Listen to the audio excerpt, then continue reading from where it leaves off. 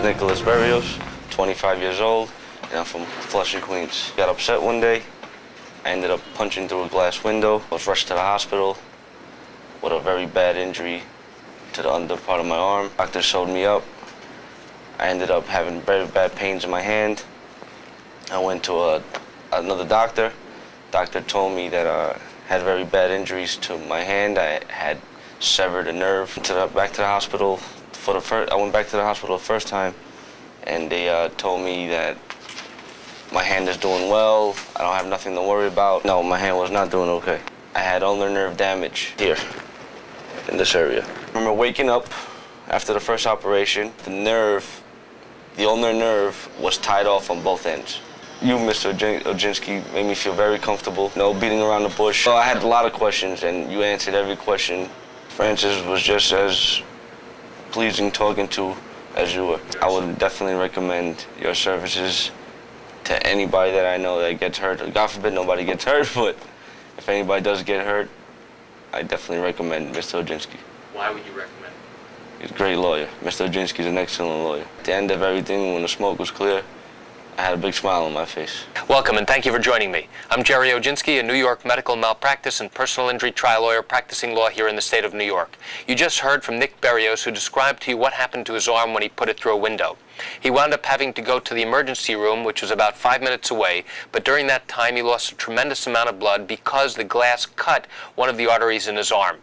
While he's in the emergency room, the doctors are sitting there applying pressure to try and stop the bleeding, and ultimately the bleeding was stabilized.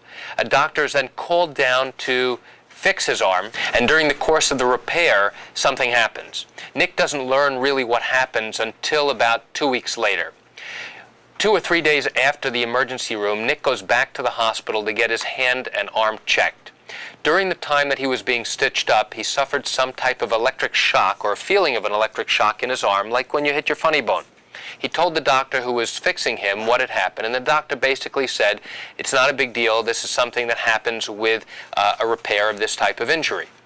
Well, 3 days later, when he returned back to the hospital to get his hand checked, he started to notice numbness and tingling in his fourth and fifth fingers. And he told the doctors about it, and again was informed that this is a normal feeling with this type of injury.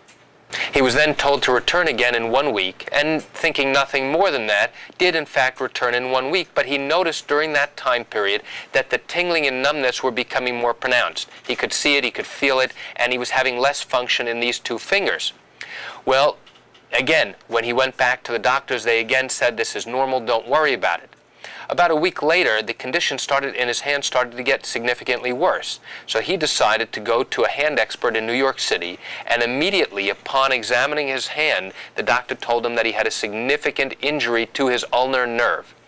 Nick learned that the ulnar nerve controls the fourth and fifth fingers, and the only way that they would know for sure is to do surgery. This particular doctor wasn't able to perform surgery, so he sent him to another hand expert. This hand expert performed surgery shortly afterwards, and only after the procedure was done did Nick learn for the very first time that the doctor who sewed him up tied off the ulnar nerve during the course of the suturing in the emergency room.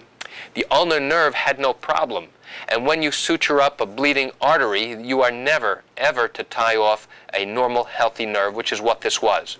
The problem for Nick was that this nerve had been tied off in 2 places, so that his nerve literally was dying off over the few weeks that he was recuperating.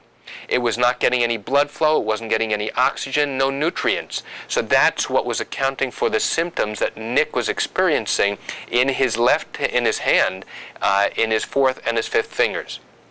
As a result of the initial surgery, the doctor identified the problem, but was unable to fix the problem. Why? Because when the nerve endings were cut off, that section of the nerve died. So this hand expert had to literally cut the 2 pieces of the nerve that had been tied off improperly and tried to connect the 2 ends together. Unfortunately for Nick, the 2 ends didn't go back together. Nick needed a second surgery, and before he had the second procedure, he was told he has 2 options. The first option is to shave off some of the bone so that the tension that's on this ulnar nerve would not be as great, and you try and create a connection together, try and get it as close as possible together. The other option would be to transplant a nerve from another part of his body and graft it to the existing nerve in his ulnar nerve in his arm. During the course of the second surgery, the doctor was able to get the two nerves close enough together. They didn't come anywhere near touching, but they were close enough together that she felt that it would be appropriate to leave it like that and expect that the nerves would grow over time. Nerves grow very, very slowly, and Nick had about a 1.5-year recuperation period where he could expect that the nerves would come together and start to branch together to create a sensation and possibly some function. And over that next 1.5 years, Nick did get some function and some sensation back. But the sad fact is that he's left with a permanent residual disability and injury as a result of the emergency room doctor improperly tying off his ulnar nerve. This was a preventable injury that never should have happened. And that's it for today's video tip. I want to thank you for joining me. I'm Jerry Oginski. Have a great day.